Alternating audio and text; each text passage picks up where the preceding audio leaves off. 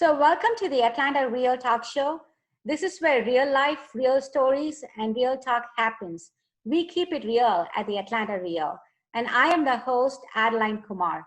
Today, we have a very accomplished gentleman from West Cork, Australia. He is working in the military and also running his own successful business as a farrier. He is in a good place in his life right now, but he's very aware of the difficulties he had to overcome to get there. Now, join us as we hear Kealan share his story. Welcome, Kealan, to the Atlanta Rio. Thank you very much for having me. So please give us a little bit about your background, where you're from and where do you live now? So originally I'm from the Netherlands, from Rotterdam in Holland. And then I moved to Ireland when I was 3 years of age. Lived there for a lot of my life, and I'm in Australia now the last couple of months. I've seen a lot of other parts of the world in between. So do you like Australia when compared to the... I do. It's very different over here. What's nice about it from this perspective is usually with work, you travel to places, but you see them through the lens of work. Whereas this is the first time in about 10 years that I've been able to have a little bit of time off and invest into me and discover and explore new things. That's really nice. And it's kind of like Ireland, but it's got good weather. Okay. Got a lot of Irish people, but I mentioned it's got good weather. In Ireland, we have rain 24/7 almost. So there are a lot of Irish people there in where you live, near where you live? Yeah, Australia is quite well known to have a very large Irish population. Ah, okay, good to know. So my next question to you is, you said you had a difficult childhood. Can you talk briefly on that, please? Yeah, absolutely. Is this a censored program, is it? No, you have to keep it real. Yeah. So my parents were very loving parents, and they did a very good job at raising us, but we didn't have a lot of money growing up. Not that we were on the poverty line, but my parents worked very hard to make sure we were provided for. So that was one area. We worked as children. You know, we had a horse riding stables. Correct. And we were involved in that, all of us. So I've got, was it 4 older brothers and an older sister. So we were always up in the morning, cleaning out the stables, going to work before school, then going to school, coming back, working on the stables and the farm in the evenings. So, you know, it was very busy and we didn't get a lot of time. We had a very fantastic upbringing that we had a lot of freedom. And, you know, we grew up on an old English estate where we had an old castle as our playground. And so from that side, very fortunate. Yeah, no, it was very privileged that way. But there were some things then that happened. Like, look, you know, I make no secret of it. I suffered abuse as a child. And then in later years, I had an accident, my skull fractured by a horse. And then about a year later, my father had his kidney and lungs damaged by a horse and was in intensive care. And things changed very quickly there then. Our horse riding stables closed. Me and one other person started work. So I was 15 when I pretty much finished with school, started work. And that was as a way to start making an income and providing and, you know, entered the adult world very rapidly. Right. So do you have any like major reason that you moved from your home country to Australia? No one reason in particular. But I guess once you come out of the picture, you can kind of see the frame around things for once. And I guess people have different desires in their life. You know, there's nothing wrong with wanting to stay in a small community or a rural area. I just have always wanted to accomplish other things and do more in my life. So for me, I ended up living a quiet life of desperation. unknowns to me, after the breakdown of my first marriage, very not long after, I ended up with my son's mother, and I got just into a routine of providing and accumulating and kind of sustaining this life, and lost complete track of who I was, what made me tick, what made me happy. And I just stepped outside the box, and suddenly the reward, or the work input the reward ratio changed once I kind of exposed myself to different people, same mindset, but people who are doing what I've dreamt of doing, Hmm. that expression, show me your five friends and I'll show you your future. Right. You know, I think it was a George Washington Carver said something to the effect of, I think it's George Washington Carver, but he said something to the effect of successful people seek out the circumstances they want and create them, and if they're not there, they deliberately go out and create them and seek them out. So insert yourself where you want to be. And I guess I I learned a lesson from my father. Um, my father and mother split up after 22 years of marriage, and my father ended up marrying his husband then 6, 7 years later. And I learned a lesson in that, which was you will fail living a life you do not want to live.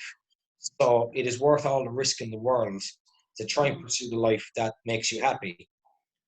So with that, I just decided one day, I had a look at things and I went, I Right. got to make some changes and I want to do other things. I moved on to surrounding myself in different circumstances, and Right. so far it's served me quite well. Okay, that's good. That's great. That's great to hear. So you said you have a good job at the military, but what made you think of having a business? Was that a passion that you pursued? Yeah, well, just to actually clarifying that. So it's not that I've got a good job at the military. The military is something that I've gravitated towards and come back and left. So between permanent and reserve positions, I've been in the naval service, the army, and I even went as far as going to the French Foreign Legion. So things like that were, it was never career based. I suppose looking back at it with reflection, an adult and a slightly older and more mature Keelan, and I gravitated towards organizations like that to try and be a part of something and externalizing my happiness, thinking that I would be in something that was outside of me, that would provide me with something.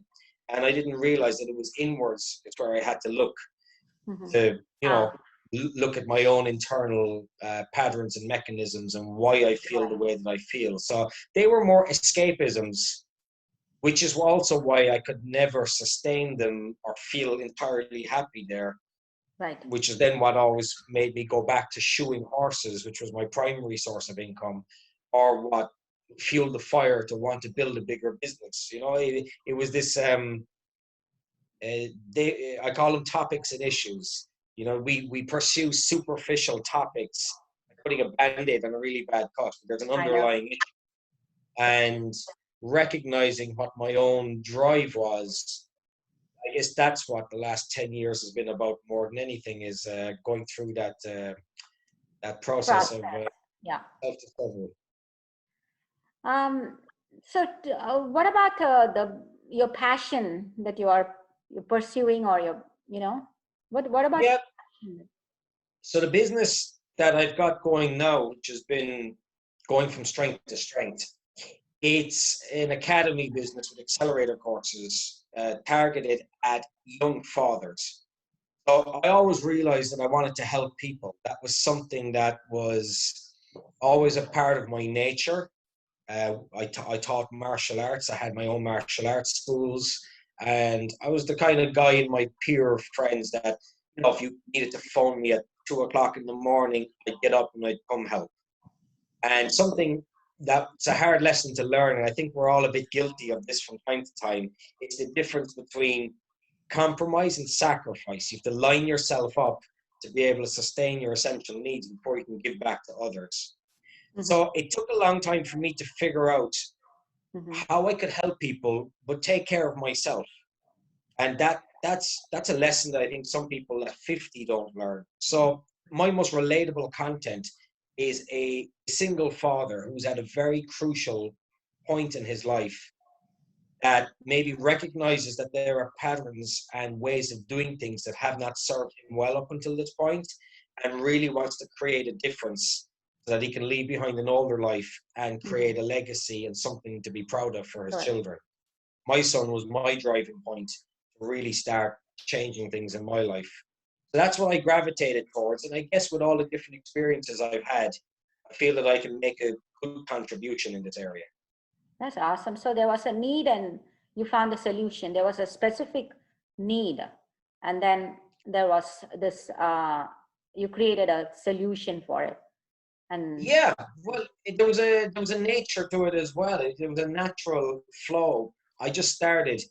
Um, when I decided to, I did this event last year where I ran 900 miles in 8 weeks.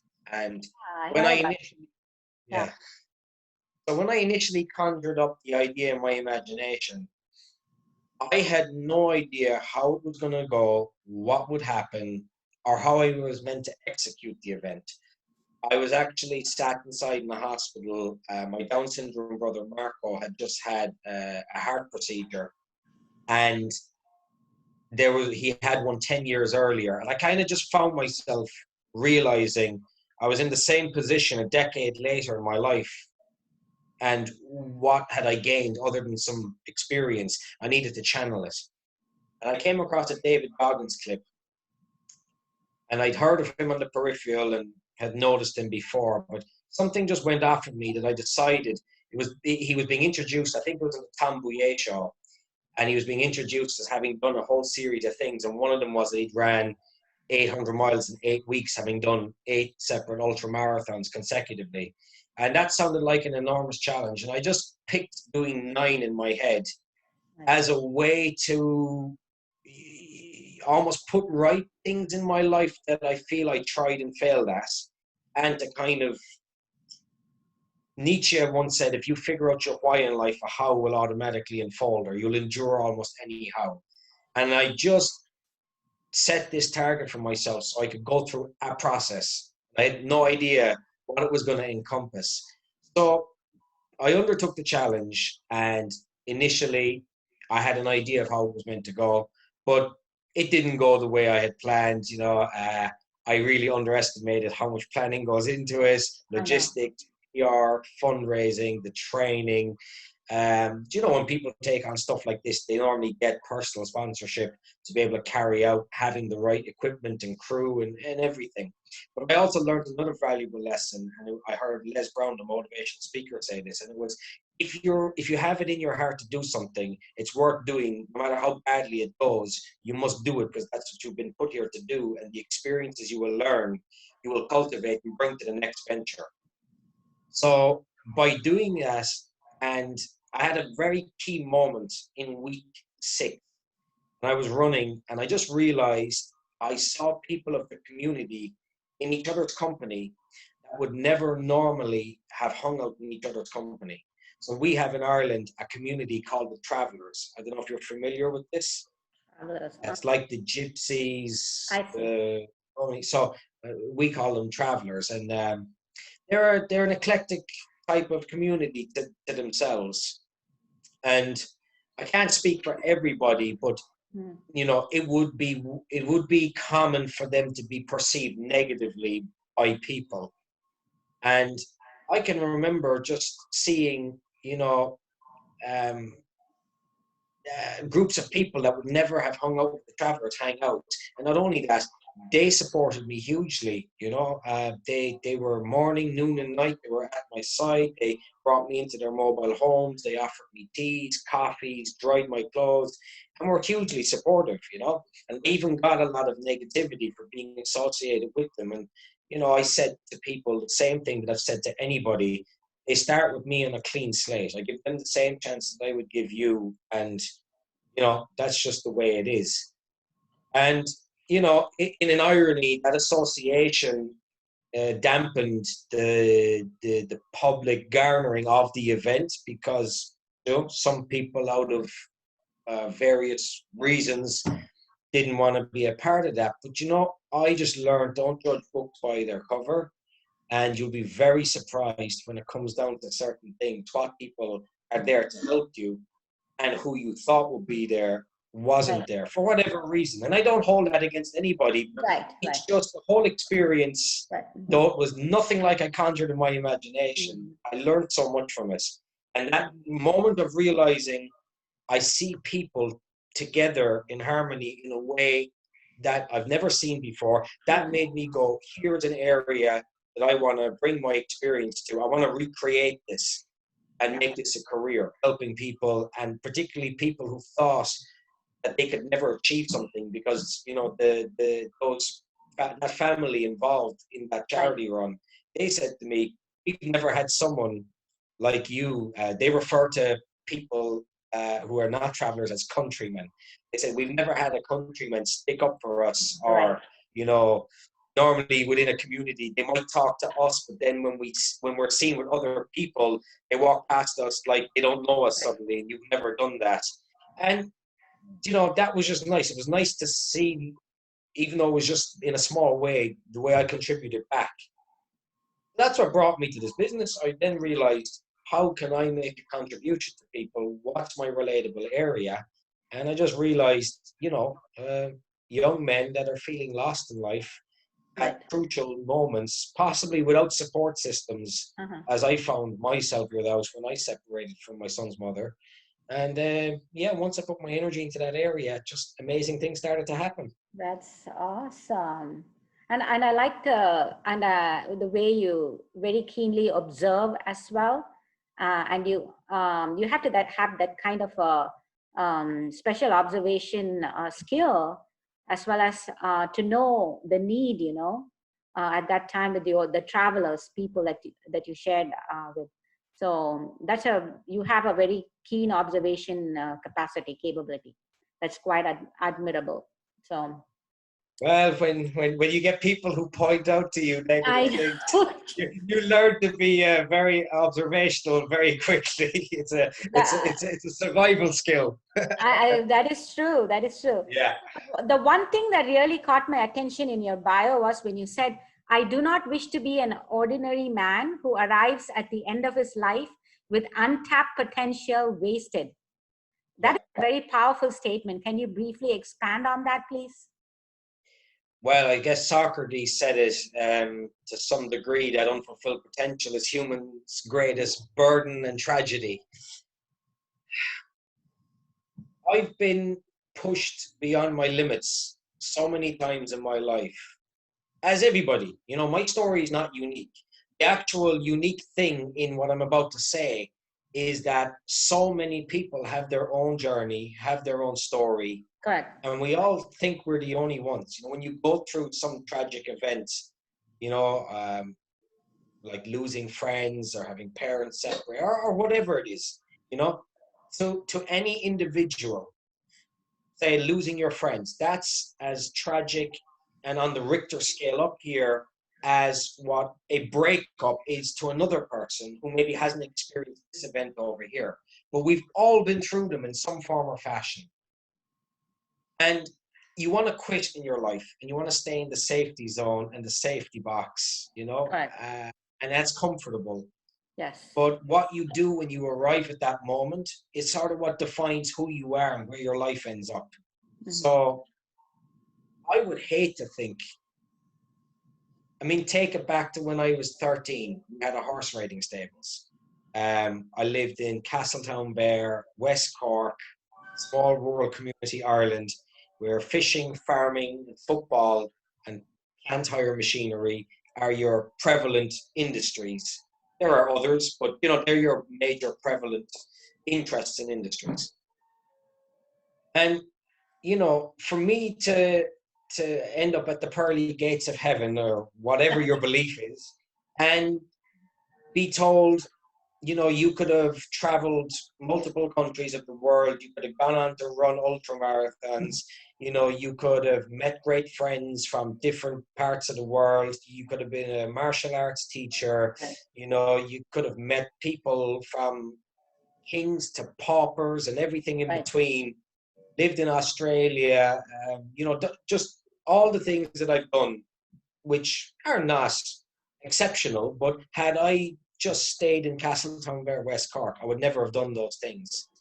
I realized in a moment of pressure, instead of reversing back to previously learned behavior, the only way to move forward is to create new patterns and recognize that tools, developed tools for surviving, that you learn and acquire to get to this point in your life are not necessarily the ones that are going to get you to this point or create broader horizons. So I just started to learn as time went on. Instead of me being Kealan from little old country Right. town Ireland, and who happens to hang out with some amazing people, I started to realize, I've earned a level of worth of being here. It's because I've put down the work, been consistent, not particularly talented in anything. I'm not the fastest runner. I'm not the strongest weightlifter. I'm not the most skilled farrier. I'm nothing great, but I'm definitely consistent over a long period of time. That's So true. realizing that you can outwork people Mm-hmm. if you're dedicated, it just made me realize, okay, the world is my oyster. And as much as I'm willing to invest, I'm probably going to mentally, physically, emotionally outwork most people when I put my mind to something. Right. And when I think of the places I've been, the people I've met, the experiences I've shared, it makes me just go even further. So when the next challenge comes up, whatever it is, Mm-hmm. it's easy in that moment to kind of forget the things you've done and have it overwhelm you. But you got to hang on for a second and go, wait Right. a minute, I can do these things. So you have accomplished a lot, Kealan. So what is the advice you want to give people out there who are going through similar kind of circumstances like you now, or past? Like, what advice do you like to give to people? I'm sure there'll be a lot of people watching the show. Huh. Arthur C. Clarke once said, with regards to reciting history, it was something to the effect of to recall history is to drink all the oceans of the world and only piss out a teacupful. So, to kind of give a sound bite of advice, look, a couple of things, and I'll keep them as brief as I can. I had the pleasure of meeting a man 12 years ago. I got to know him very well, and he works in an area of work that pertain to matters of a sensitive nature. I'll phrase it that way. And I remember having a conversation with him. I said, how do you deal with so many people hating you? Or how do you deal with the negativity, the naysayers? And in my naivety, I didn't think the man to be, I knew he was IQ very high. I didn't think he was EQ very high, my prejudgmental. And he told me a poem by Rudyard Kipling, If. And I don't know if you're familiar with this, but it's a Yes, very fun. very, very good poem. And I've gone back to that poem time and time again. And as I've matured, certain parts of it have jumped out at me more than others. Or kind of like when your parents give you advice and years later, and I go, oh, that's what they meant. Right. So that poem has resonated with me enormously. And I guess the principles that jumped out at me is, don't ever let someone else's opinion of you define who you are. And don't let other people's self-placed limitations automatically become yours. We value our friends, our community, our support systems, and I appreciate that they're there. However, in my experience, when most people have told me don't do something, they're talking because they can't see themselves doing it. I'm not talking about maybe you shouldn't be doing it. Right. It's like David Goggins, a great example.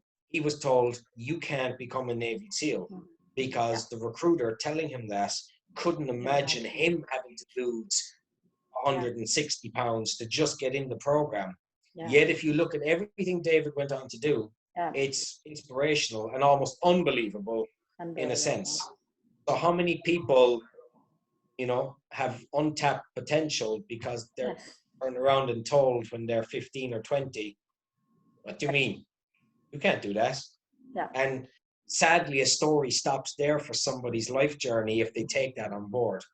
Right. So I guess in summary, I think there's a lot of value in those principles and that poem.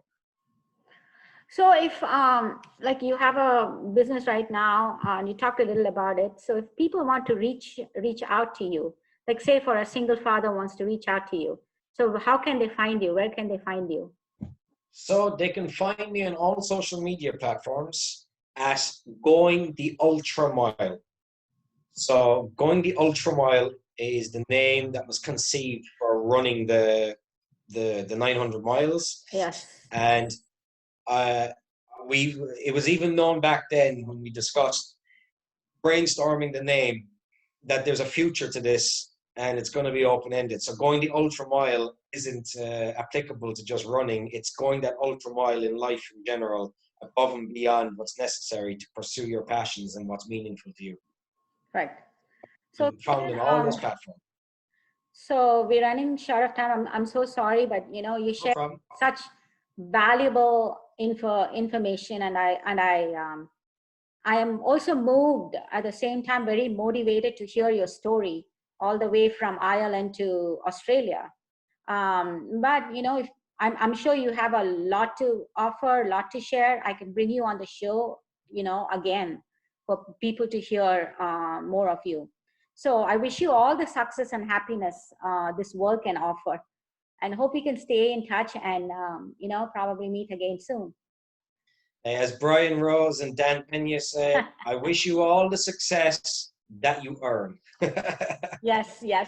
So thank you very much for coming on the show, and thank you so much for having me. It was it's nice to but it's like an honor, if somebody sees value in what I have to say and they're willing to have me on and someone gets something from it, I've done something good.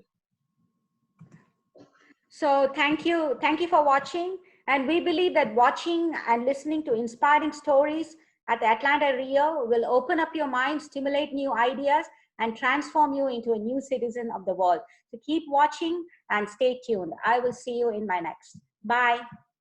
Bye-bye.